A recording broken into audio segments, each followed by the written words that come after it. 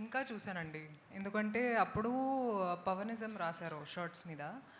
ఇక్కడ ధనం పెట్టారు. అంటే నేను ఇలాంటి బిహేవియర్ చూడలేదు అస్సలు ప్రీ రిలీజ్ ఈవెంట్స్లో.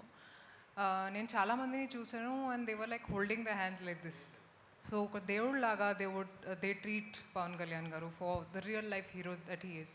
సో ఐ థింక్ యూఫోరియా కూడా ఇంకా పెరిగింది for him you know after he's entered politics also. ఎందుకంటే ప్రతిసారి జనాల కోసం ఆలోచిస్తారు. సెట్స్లో కూడా he talks about how you can help people. Okay, ఇప్పుడు మీరు ఒక యాక్టర్ అయ్యారు, how are you planning to help people అనేది. So I think that's what makes him a real life hero. And నేను కూడా చాలా ఇన్స్పైర్ అయ్యానండి.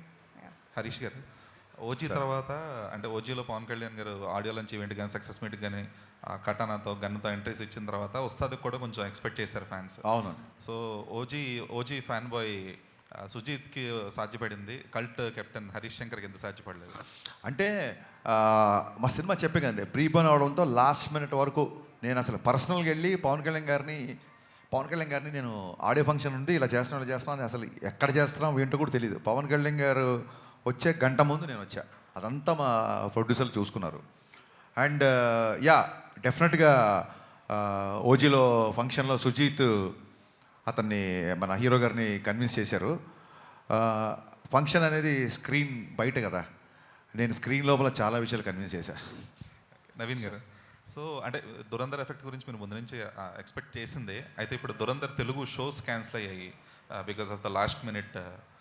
దురంధర్ తెలుగు షోస్ అనేవి క్యాన్సిల్ అయ్యాయి because of the DCP issues ఇవన్నీ కూడా. సో ఇప్పుడు ఏమన్నా అది మిస్డ్ ఆపర్చునిటీలు అనిపిస్తుందా? ప్రీమియర్స్ ఉస్తాద్కి ప్రీమియర్స్ ప్లాన్ చేయకపోవడం అనేది?